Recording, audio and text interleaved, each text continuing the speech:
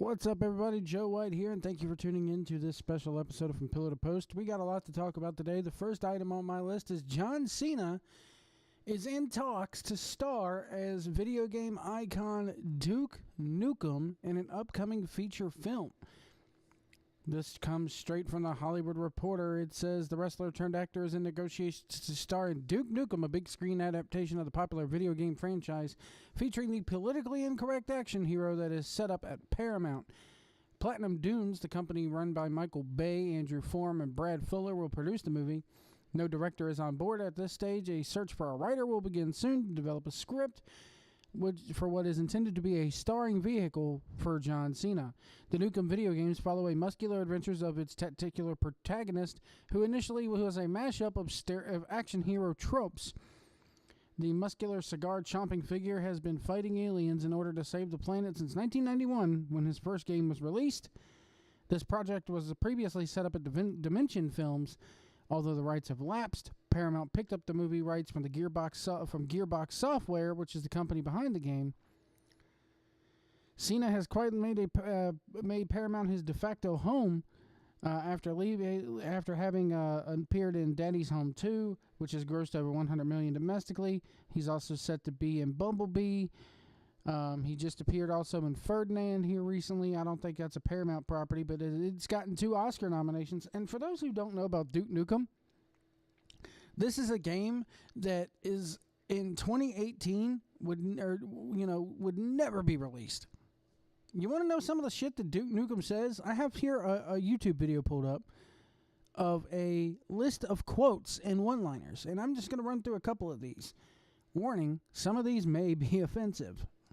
Now, this is a force to be reckoned with. I'm an equal opportunity ass kicker. I ought to break a broom handle off in your ass. Damn, I'm good. Call me now for your free whipping. Hail to the king, baby. Half man, half animal, all dead. I am the king of the world, baby. Sometimes I even amaze myself. I could do this all day. I'm not gonna fight you. I'm gonna kick your ass. It's gear stripping time. It's time to kick ass and chew bubble gum. And I'm all out of gum. I'm gonna get medieval on your asses. My gun's bigger than yours. Now you see me? Now you're dead. Yeah, piece of cake. So, who wants to dance? Who wants some? Damn it. Hey, Bug Eyes. Holy cow. Holy shit. Sewer scum. Shit happens. Son of a bitch. What a pussy. Yippee-ki-yay, motherfucker. You invincible headshot scripted cheater. Damn. I hate disco. So Duke Nukem is quite the foul mouth, and this is an interesting role for John Cena. He looks the part. I will say that about him. He's going to look the part, put on a pair of sunglasses, dye your hair blonde, give him a flat top, of course, and that's Duke Nukem. He's definitely got the muscles for the role. He's got the body for the role. He's got the looks for the role. I think Cena's perfect for the role. Where I think somebody may have a problem with this is WWE. Because Duke Nukem is not the wholesome John Cena that we're used to seeing. They never give up, hustle, loyalty, respect, want some, come. I mean, okay, that's essentially Duke Nukem. But what I mean is it's not exactly PG. And I don't know if WWE would be willing to help promote this movie because it's quite out there. We're outside their wheelhouse. I mean, the Duke Nukem character is just a male misogynist. He's really sexist. He's a sexist character. He loves women. He likes going to strip clubs and everything. So it's curious to see how much they're going to have to tone down this character and even this movie for John Cena. I mean, just that. So they don't piss off the SJWs. So it's going to be interesting to see where this goes. It's again, they haven't even written a script yet. It's very early talks. This is just speculation. But I think it's a good fit. If Cena, Cena has no problem cursing on camera. I mean, he was in, the Daddy's Home movies. He's cursed on camera before. The thing is this the type of image that he wants to portray himself as going forward? Cena is also getting up there in age. I think he's in his late 30s, early 40s now. So one has to wonder, is he getting into the acting game too late? Did he not get out of WWE soon enough? Did he just now get to the point where he could leave WWE like this? It's a telly situation here. The Oscar nominations were announced. As you see there on your screen, we have the Oscar there. And I'm going to run down the list of nominations here. For Best Picture, it was announced that Call Me By Your Name, The Darkest Hour, Dunkirk, Get Out, which I'm surprised to see, Lady Bird, Phantom Thread, The Post, The Shape of Water, and 3 Billboards Outside Ebbing, Missouri. Now, this is a list of 8 quality films. I mean, really good movies. I've seen Call Me By Your Name. I've seen Dunkirk. I've seen Get Out. I've seen Lady Bird. I've seen 3 Billboards. 3 Billboards is probably one of my favorite movies of 2017. When I did my list here on the channel, I hadn't seen it yet, but I love that movie so much, man. Just, Francis, Sam Rockwell, Woody Harrelson. It's just they're all freaking amazing in that movie. I honestly, I don't know who's going to win out of this. It'll probably be 3 Billboards. I'm looking for it to be 3 Billboards. It probably should be 3 Billboards. But if it's not 3 Billboards Outside Ebbing, Missouri, The Shape of Water, or The Post will probably take this one. Lady Bird, I've also been hearing really good things about too. All the film critics seem to think Lady Bird has this buzz. I mean, it held a 100% rating on Rotten Tomatoes until some stupid reporter decided to just go in and give it a negative review just for the sake of bumping it off that 100%. So, in the Best Director category, we have Paul Thomas Anderson for Phantom Thread, Guillermo del Toro for Shape of Water, Greta Gerwig for Lady Bird, Christopher Nolan for Dunkirk, and Jordan Peele for Get Out. I gotta say, Jordan Peele should win that one, man. If Jordan Peele doesn't win it, it's gonna be Guillermo del Toro. Best Actress, Sally Hawkins for The Shape of Water, Frances McDormand for 3 Billboards Outside Ebbing, Missouri, Margot Robbie for I, Tonya. I'm gonna butcher this name. Saoirse Ronan for Lady Bird, and Meryl Streep for The Post. That's a hell of a lineup for Best Actress. Oh my God. I want Frances McDormand to get it, because she deserves it. They're probably going to end up giving it to the chick from Lady Bird, the woman from Lady Bird, I should say, excuse me. Don't be calling her a chick, Joe White. I know, I hear you now. In the Best Actor category, we have Timothy Chalamet for Call Me By Your Name, Daniel Day-Lewis for Phantom Thread, Daniel Kaluuya for Get Out, Gary Oldman for The Darkest Hour, and Denzel Washington for Roman J. Israel Esquire. Gary Oldman's getting this one. Gary Oldman is getting this when he played one hell of a Churchill.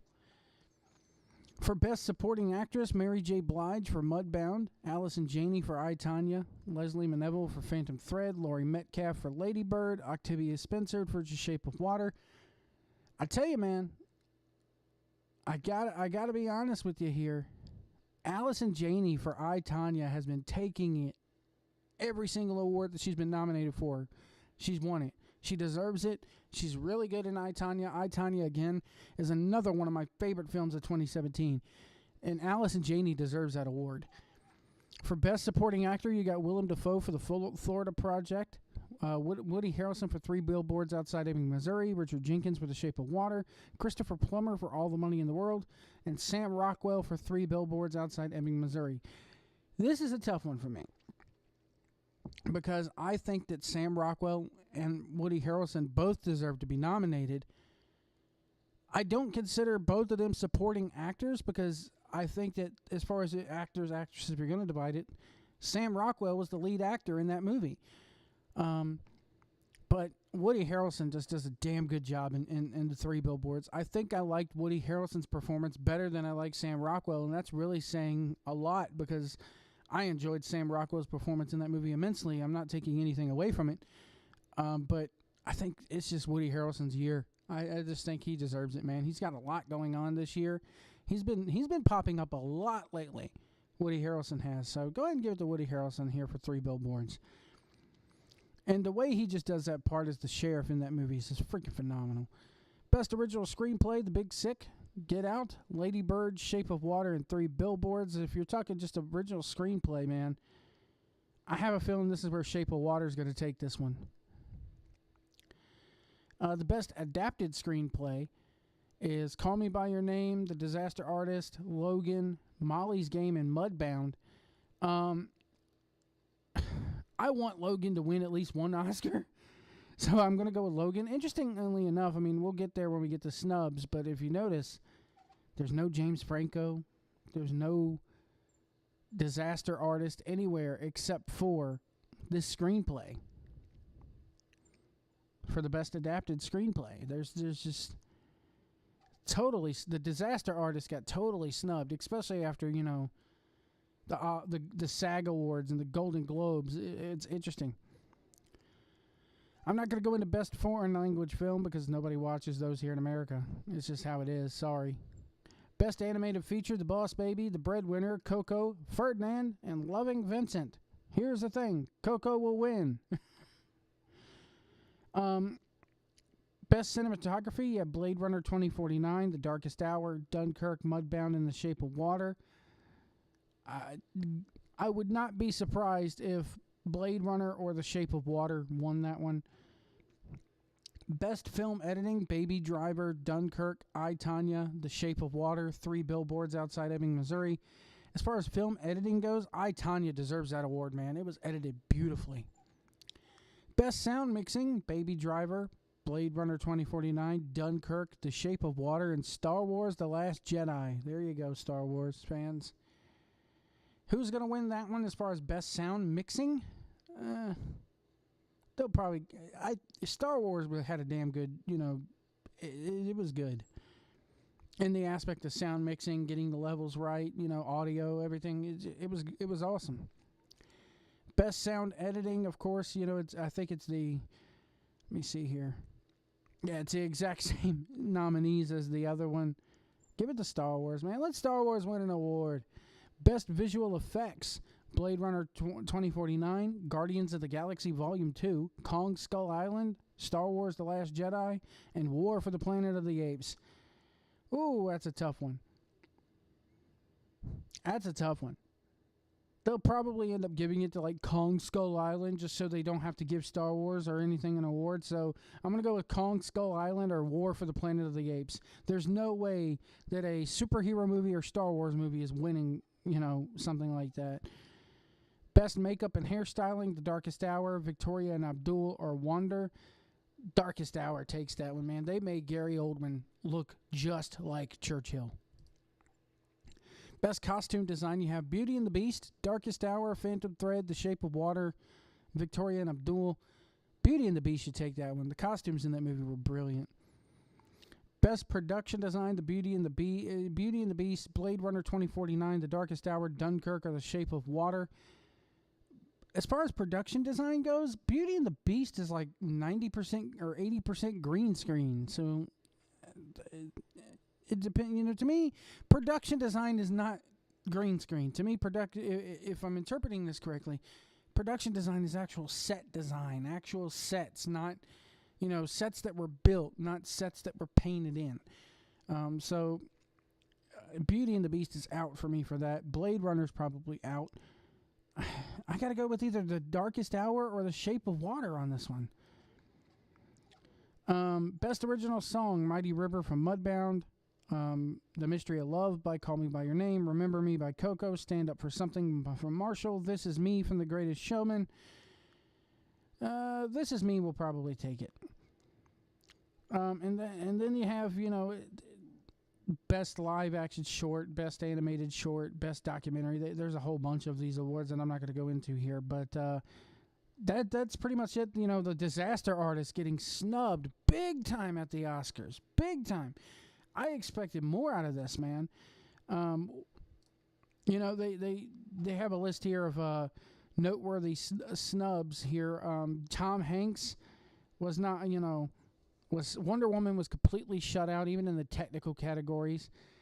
Also shut out was Battle of the Sexes. Let me see here. What else? James Franco was considered by pundits likely to land a Best Actor nod for his work as the Disaster Artist. He's snubbed. Tom Hanks from The Post was snubbed. Armie Hammer from Call Me By Your Name was snubbed. Despicable Me in Cars 3 in the animated features category, no. Downsizing's Hong Chao. Look, you know my thoughts on downsizing. The reviews here on the channel, that's not a snub for me. I, Tanya not getting a Best Picture nomination really is crazy to me. The Martin McDonagh was left out for 3 Billboards because he's the one that wrote and directed the film. The Big Sick, Florida Project, Molly's Game each only landed 1 nomination for Best Original Screenplay, Best Actor, and Best Adapted Screenplay, respectively. But I gotta say, man, The Disaster Artist only getting 1 nomination, and it's just, and that was for Best Adapted Screenplay. It's just, it's crazy to me. And then we got to talk about the Enzo Amore situation here today, folks. Talk a little wrestling for you. The Enzo Amore situation, WWE has suspended Enzo Amore amid rape allegations. WWE releasing a statement that says WWE has 0 tolerance for matters involving sexual harassment or sexual assault until this matter is resolved. Eric Arnett, who is Enzo Amore, has been suspended. Pro Wrestling Sheep reported that prior to the WWE announcement that Amore is under investigation in Arizona for allegations of raping a woman in a hotel room last October. An anonymous woman tweeted Monday that she had been raped by Arnett and included descriptions of her allegations. The account is very graphic. I'm not going to repeat it here. ABC 15 in Phoenix reports that local police confirmed that they are investigating an incident that took place on October 19th at the Clarendon Hotel and Spa. There are things on Amore's Instagram account that says he was in Phoenix on that date. My thoughts on this are this: you're innocent until proven guilty, and there's beginning. I think Review Tech USA here on YouTube put out a great video with somebody else who had gone through a situation where they were accused of inappropriate behavior. But whatever happened to the court of law outweighing the court of opinion? I'm not saying I'm on the guy's side here. I'm not sticking up for anything. I mean, if this is indeed true, I feel sorry for this woman. There are people complaining because this woman makes a living by putting herself out there, you know what that means. She puts herself out there. She has a private Instagram account that people can join up at for $45, and she puts nude photos up. She makes her living off of that, Hell, I'm in no position to tell anybody how to make a living. But there's people all over the internet going, well, she's nothing but a damn cam girl / cheap porn star. And then there's people sitting there going, oh, my God, this is awful. What happened? And it's just, you're innocent until proven guilty, folks. We live in an age now, sadly, where all somebody has to do is point a finger and go, he did this to me. And without having without anybody else having any proof whatsoever, the pitchforks get grabbed up and the torches get lit. Did WWE do the right thing to suspend him? Yes. Why? Because they damn sure don't want him on TV when this shit's going on. Wait till it blows over, if it does blow over, and if he's innocent, then they put him back on TV and it's like, okay, it happened. The fact that the police are investigating this, though, says something to me. But I think it's sad that we live in a world nowadays where all a woman or a man has to do is cry rape, and all of a sudden the person who is being accused of it is, like I said, torches lit, pitchforks grabbed, without any proof whatsoever. Now, the woman allegedly did go to the hospital. Hospitals can do rape kits.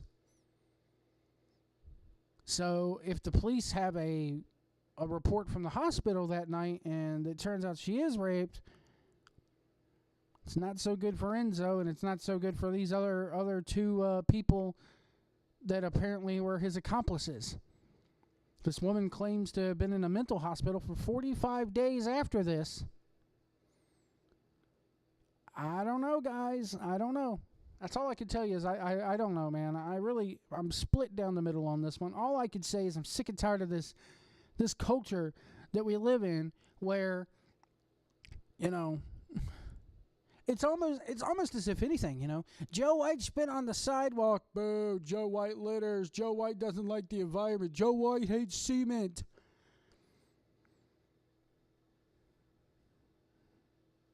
That's the world we live in, sadly. Innocent, you know, we live in like I said, we live in a society where the court of opinion outweighs the court of law. Innocent until proven guilty. No, you're guilty until proven innocent. That's not the way the justice system, and that's not the way we as a society, I think, are supposed to work. Again, I'm not saying Enzo's innocent. I'm not saying he's guilty. I'm saying let's not light the torches and grab the pitchforks until we know what's really going on here. And are we even entitled to know what's really going on here? Is it any of our business? When WWE releases a statement like that, maybe it is our business. We're always going to wonder what the hell we did. You know, I grew up in an area, these damn millennials, man. I grew up in an era where, you know, you kept your mouth shut. If you had something, you took care of it yourself. You didn't go public with it. You didn't try to get yourself on the news about it. You took care of it yourself, good or bad. I know we don't live in an era like that no more, but golly, man. It's like, it's the witch hunts have to stop, I think. Nobody's perfect. Everybody's got a skeleton in their closet. Nobody's perfect, including myself. I've done some things and said some things in life that maybe I shouldn't have.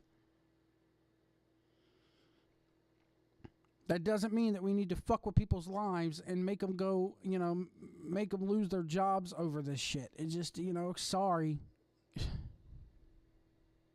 I do believe that you could fuck up and still be a, you know, and still repent for it and still make a, you know, you could still be a member, a viable, productive member of society. Because if this shit keeps happening, there's going to be no actors in Hollywood, you know, except millennials who can't act to save their lives. There's going to be nobody left, you know, no good actors left in Hollywood. There's going to be, you know, there's going to be no good wrestlers left out there because, goddamn, you know, I'm the first one to tell you men are pigs. But man, women can be pigs too. It's you know, it's not a two-headed coin, folks. It's not. Again, court of opinion is now outweighing the court of law. That's pretty damn sad to me. Anyway, that's going to do it for this episode of A Pillow to Post. I'd like to thank you guys so much for tuning in. Be sure to tune in tomorrow night at 10:30 p.m. Eastern Time. 10:30 p.m. Eastern Time right here live on the channel for the official, unofficial CWF Mid-Atlantic After Show. We got a lot to talk about with that one. Whew. Oh, do we got a lot to talk about? Joe landed himself in some hot water. I landed myself into a little bit of hot water this week. We'll talk about that. We'll talk about a worldwide episode 141 from New Year's Knockout. A lot to talk about with CWF here, guys. If you're not following CWF, go to CWFworldwide.com. Catch yourself up here the next couple hours, the next few hours. Also, I'm in the middle of reading a book. I was sent Lavi Margolin sent me Trump Mania, Vince McMahon and WWE and the Making of America's 45th President. I'm reading that one. I'm about, let me see, how far am I in? Because I haven't read most of it.